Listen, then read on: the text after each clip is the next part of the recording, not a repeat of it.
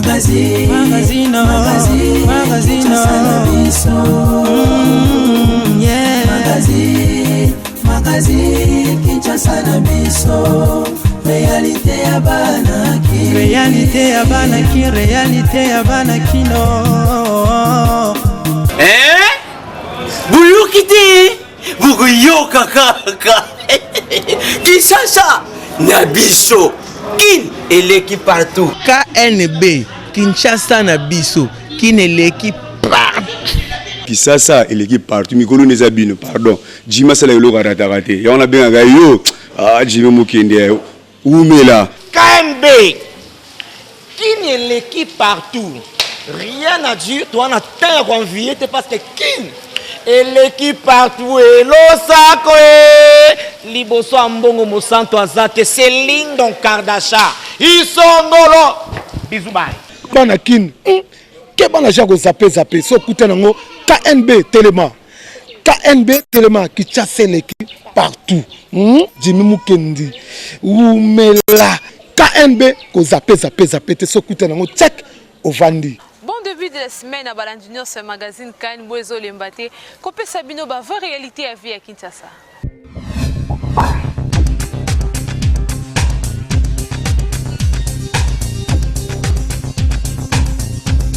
Tout fonde d'ici na bisi mukula lelo na 59e anniversaire ya indépendance ya RDC et ça là qui bongo marqué na marche ya plateforme politique la muka kasi marche yango esimba ki te grâce ya professionnalisme ya la police bolanda resi KNB a proposé bino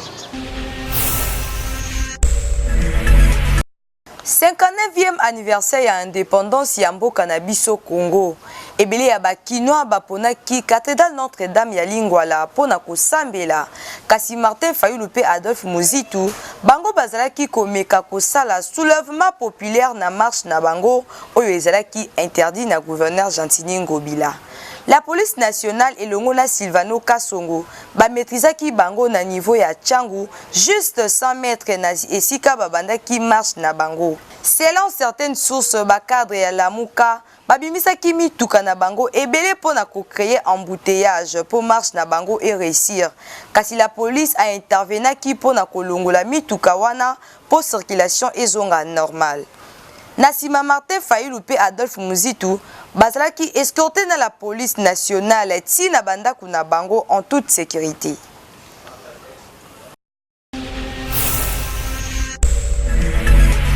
Moussabata, conseiller spécial et chef de l'État en matière de culture, a apprécié le discours du chef de l'État où il a adressé qui lobby Mokolo le 30 juin devant la nation.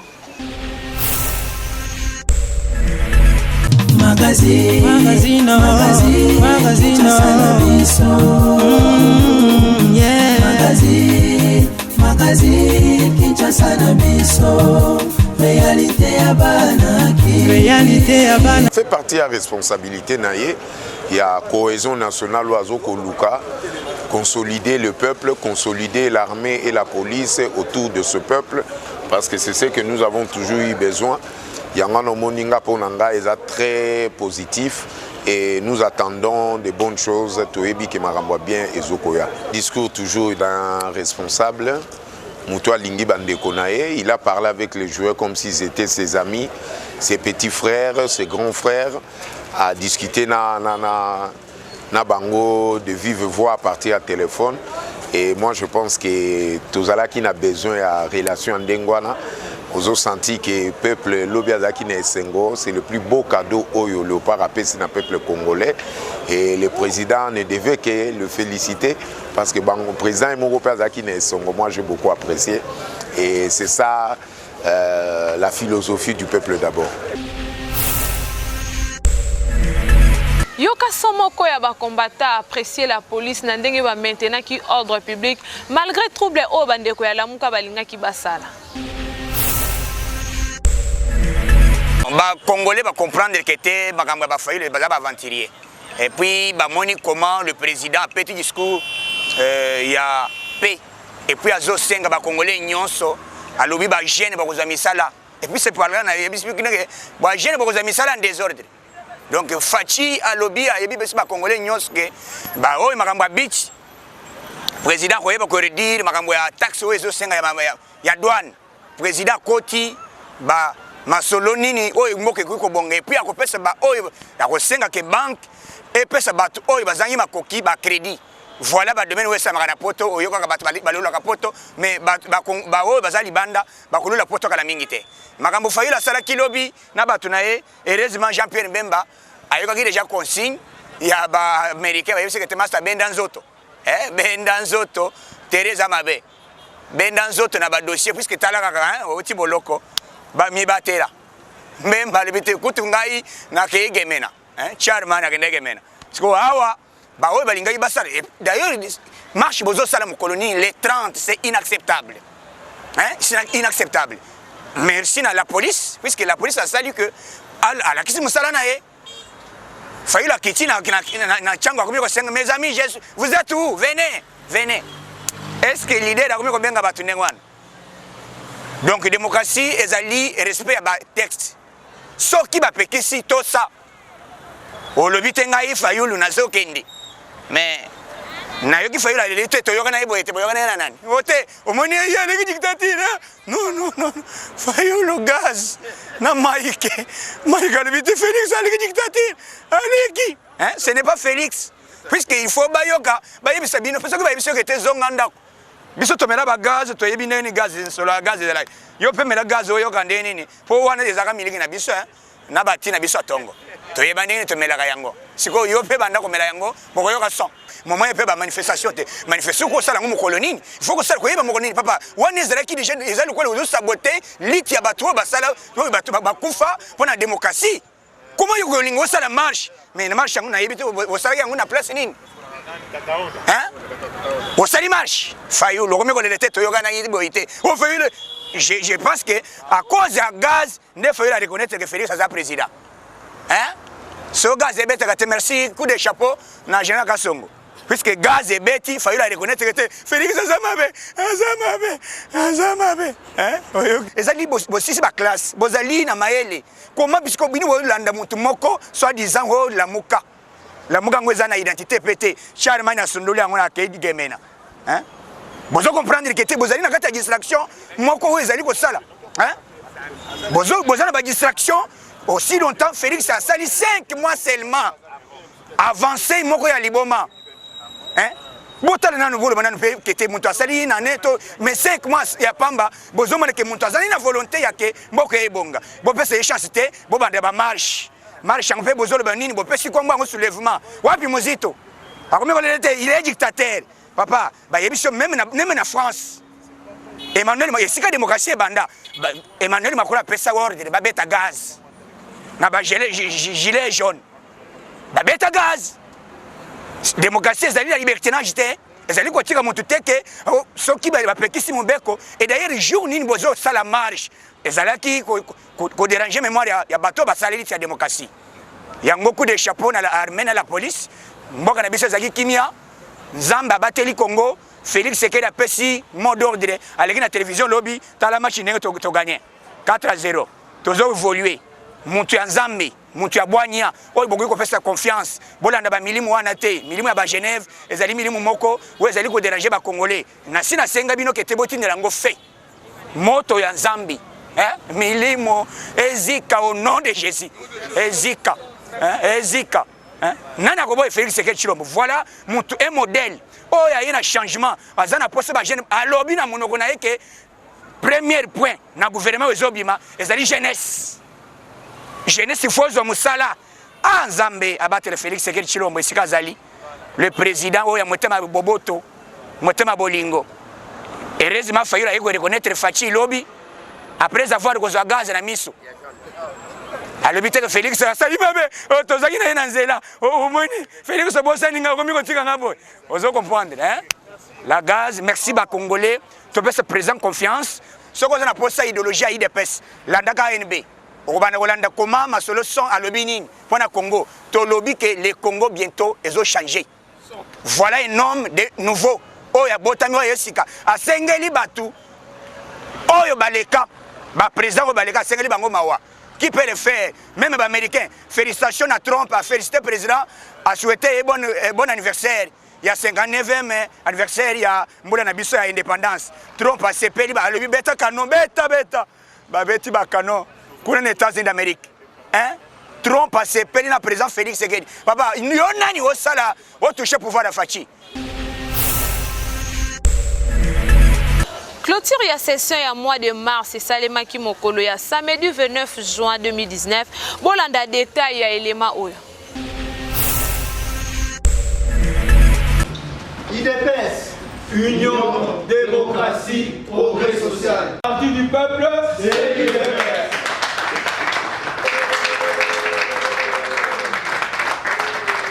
Conseil national, il y a UDPS qui bassa, qui clôture la session il y a mois de mars, samedi 29 juin 2019. Il y a qu'on retenir les acquis en cours il y a session il y a mois de mars. Actualiser qui statut, n'a règlement d'ordre intérieur, c'est le conclave il y a 2016. Et puis, bakosala lisusu validation plus de 40 membres oyo bakosala na retourne à Bango na session ordinaire il y a mois de septembre. Ils allaient règlement d'ordre intérieur na statut à conseil national. Na clôture la session il y a mois de mars, bayamaki premier président na secrétaire général Azangaki Malobate avertir assemblée puis à préparer en conséquence pour la élection il y a bureau définitif il y a conseil national. Le 30 juin, quelques combattants qui na bango ya méditation au sein ya parti pour protéger temple par rapport à marche ya Lamuka au ezala qui prévient ça les mamokolo ya le 30 juin 2019. La muka biso awa basi biso zela la muka bien o machine écrasante epenge tokozwa yo base yango yo baza wapi 62%. En tout cas, journal lelo eza vraiment journée à méditation ndenge président Lobaki. Donc méditation ezo le kana kimia nyonso. Donc tala yo moko bato bakena ba église bato bazala bandako donc journée ezaka kanenge zalaka. Donc ata soso ata nyau bango nyonso bazo méditer. Depuis que IDPS ekota na pouvoir, opposition etikala kozala susu na mboka te. Wana il faut oyeba yango. Donc c'est le IDPS yemoko aza pouvoir yemoko aza opposition. Donc en dehors ya IDPS opposition ezate. Parce que na minute oyo makelele oyo bachaka le 30 wana bachaki pona président Félix te. Bachaki makelele pona kotuka IDPS. Bazaki ndé un problème na IDPS. Mais quand IDPS a le but que biso toza ba démocrate, totika pe bango ba marcher. Poto mona opposition ndenge zalaka. Papa, ata gaz ezate, ata soso azole la te, ata mwa, ata nyau ale la te. Pour comprendre que bato oyo oyoka ka baza ba opposant ya télévision. Facebook, mais le terrain, baate. Aujourd'hui, il y a la méditation, il y a le commandant suprême des armées, il y a la méditation, il y a un accueilli comme à côté, au bando de Nabiso, bazokufa mikolonyon so awa a lobé la bango et à promettre bango kimia que kimia zonga na mboka parce que tokoki ko bandaka ka jour ya boyete ba misusu ba loba na 2005 que papa maman sima mwana na yo bozo bosa na makambo wana. Et président Nabiso Azali Mouto ba ciblaki par Bagadia Mpemba ya avenue du Port Guna oyo basalaki mwana mwasi wana na kokone baza vivante place wana nande bazo ba masasi.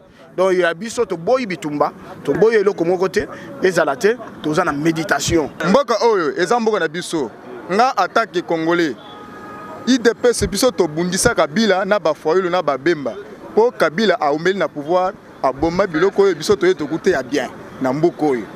Par exemple ba société na biso ya Miba Jekamine tango Kabila ko na pouvoir akuté ba société na ebanda ko fonctionner kokota Kabila ba société na ekufi omoni yango nde to bundisi Kabila akende de façon que to se retrouver na mona mboka tango to kendaki na nani na Genève to kendaki ensemble te ata to kabone tobi oyazui moninga asun asepeli omoni.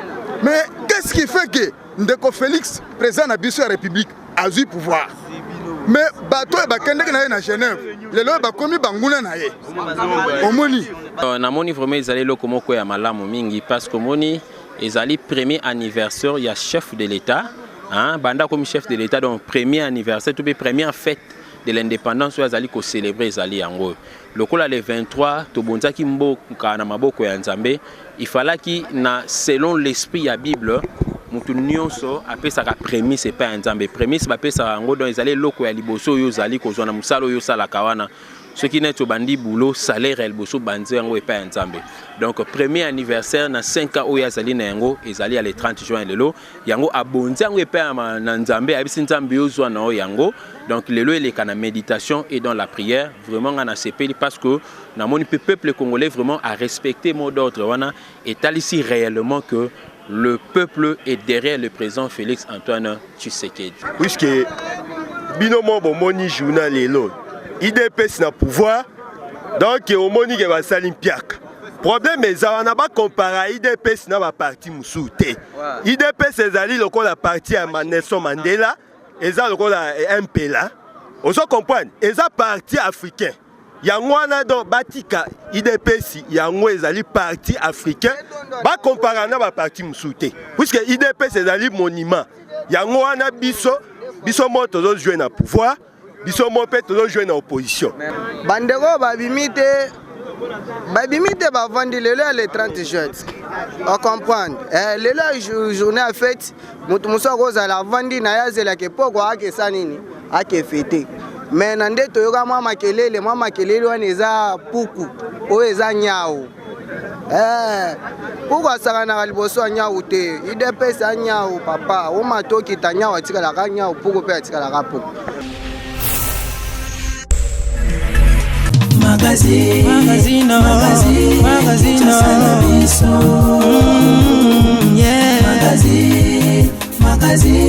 Kinshasa na biso réalité ya bana biso na kati ya INC ko bana mokonza mboka na biso Fatou Chilombo Vital Kamerhe na ba militant ba cadre INC en tout cas to na mabondeli pona mboka na biso ngamo état chrétien na kotaki Ecclesia et pas apôtre Benimo qui est dans l'assemblée vraiment to bona ki longola ba centre nyonso pona mboka na biso pona kotika mboka Congo na maboko ya Nzambe asunga bakonzi ya mboka na biso puis asunga ba opposant na biso bazonga na bonne manière le de kota msambo na biso elongo na bango on le 30 juillet lobby bokonza mboka za na mboka Bunya na Ituri akana ko partager mawa na ba FDLR na ba rebelle zo bota makuna esi bango batika manduki bacha na se bato sola to mboka poto ki liboso pote ba investisseur ba ko na mboka so ikimeza na kati ya Bunya na kati ya Ituri soki na Ituri guerre ezali ko salama so na kati ya Bunya ya ba rebelle ezali ko salama donc au moins ba investisseur ba ko ya te na Ituri po ba tonga Ituri te ba tonga Bunya te yango na kati ya journal ba 30 jours mo ko mboka sa pour des presse o ya limola ki ba grande ligne banazo ki pouvoir le 24 janvier 2019 après si ba grande déjà o ya celle déjà na biloko asai déjà ba centre mutuan ba route ni réhabilité na montel ba médecin montel ba salaire tout monde mboka lo bel biloko nyonso donc non ça va y population basa la calme bientôt là gouvernement ça ko bientôt za la décité bientôt to gouvernement sika o ko tamana nso Ernest Ilunga non l'objet est paralysé to moi qui non nde on a biso ya la muka wa nso Martin Fayulu ba lo ko ta ba tout pote basa la marche mais hors marche wana mo konzavila Ishasa Jansin Ngobila a été jour le 30 juin ezali jour ezali sacré parce que to bungisa batu mingi ya mboka oyo o bundaka pona mboka eza mokolo ya ko raisonner batu wana bundaka mingi pona mboka na biso ko bo santé me bando na biso ya Vita Club ba kufaka contre match ya Mikado contre Vita le 4 janvier 1960 eza mokolo ko reconnaître batu ba kufaka pona mwesi mais comment to mona batu moko boye basa la marche mokolo wana kaka ndem gouverneur sementé boluka date mususu jour mususu bo sala marche na bino et puis biso c'est bango ata bo sengi ba marche to ko peksa bino te bo sala marche le bo bo sala mais il faut pas qu'on respecter ba konzi mboka bo ko respecter mibeko ya mboka.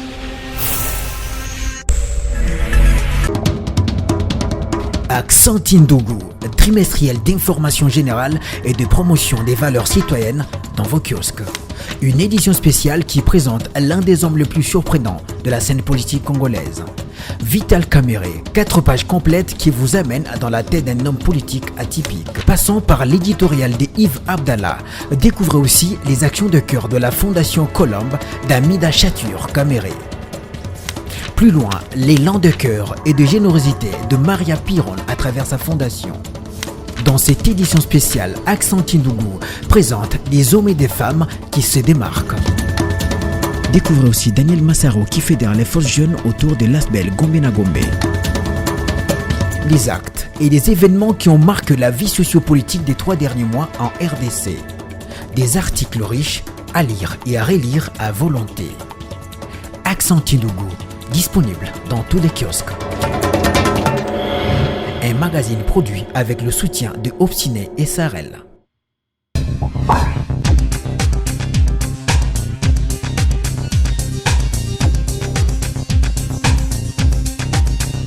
Société Beltesco a Elibino Café Africa Jos c'est qui toko pona bakinwa nyonso.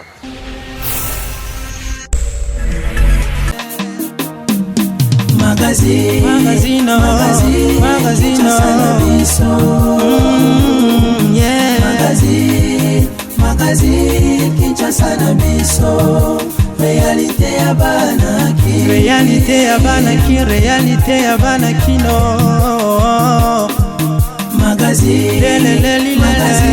Betesco toujours na souci ya kosunga ba consommateur na ye azali na café kitoko babengi café Africa Chose.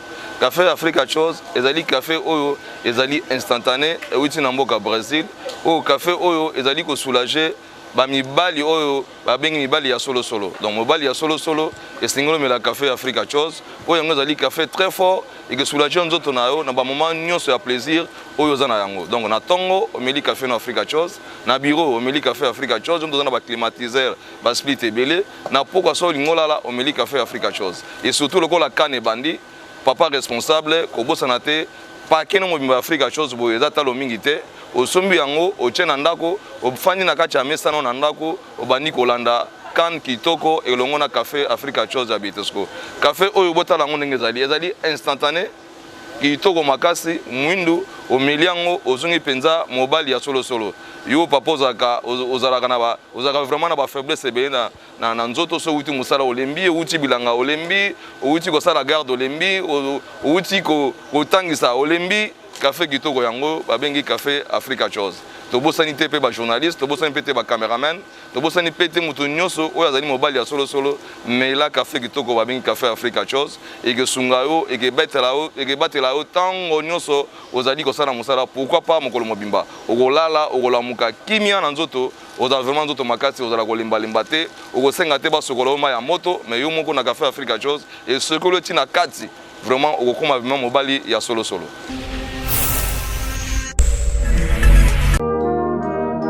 Mutuelle de santé bonnes œuvres ezali lisanga oyo epesi bana Kinshasa pe bana ya Congo ya RDC nyonso occasion ya kozwa ba soins de santé appropriés en souscrivant à partir de $5 par mois ya PABA.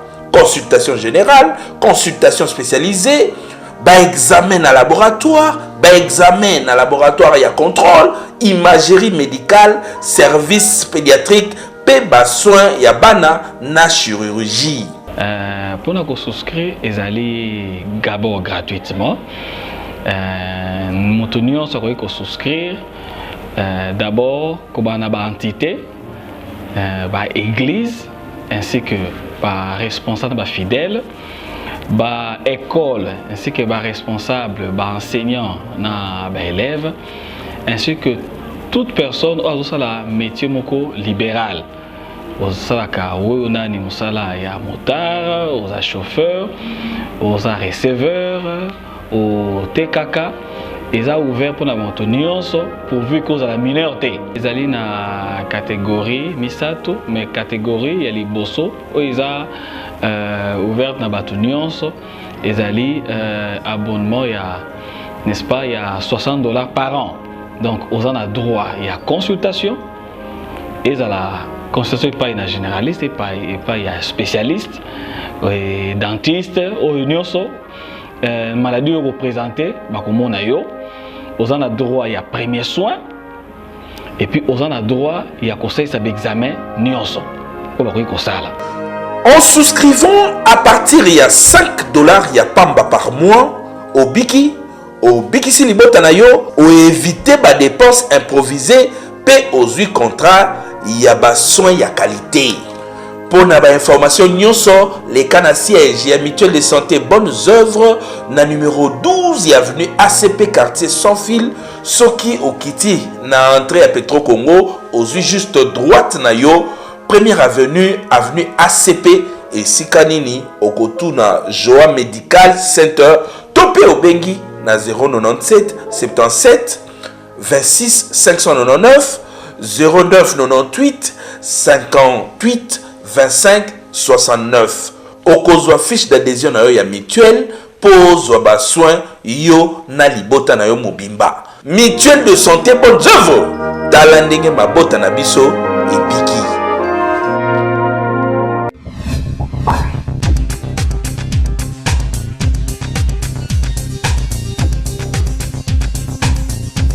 Chef de l'État Félix Antoine Tshisekedi a félicité qui Léopard na deuxième mi-temps du moment où RDC et Banda qui mené Zimbabwe 2-0 pe ala ki ko kende Égypte pour na ko encourager bango soki baleki na 8e de finale. 4 meilleurs 3e. Et alors là, on va maintenant prendre notre revanche. Je suis certain qu'on va aller jusqu'en finale. C'est sûr. Je suis convaincu. Je viens là-bas pour les 8e de finale, je serai là. Félicitations au nom de tout le peuple congolais. Merci. Merci beaucoup pour ce que vous avez fait. Merci les gars, merci. Bravo!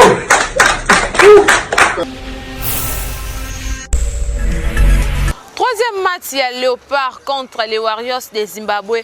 RDC a mené qui par 4-0 mokolo ya dimanche 30 juin 2019. Bolande Sengo oyo bakinoa bazala kinango après match. Magazino, magazine,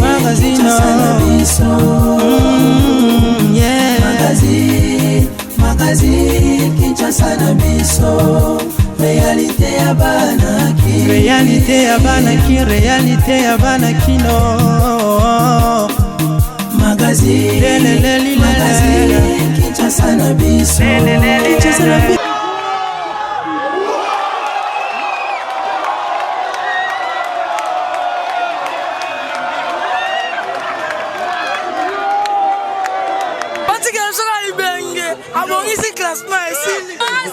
Bon, on a vu ce bilan.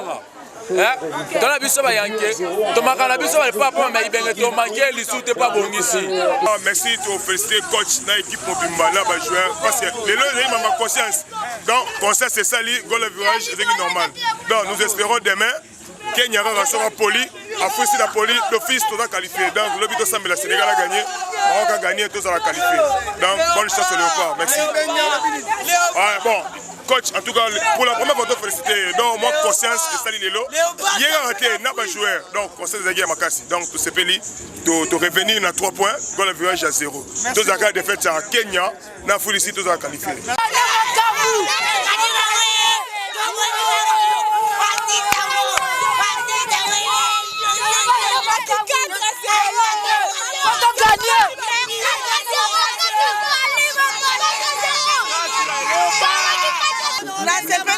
na match ale ebongande boye epesi biso na courage ya kolanda ilenge ya mokisaka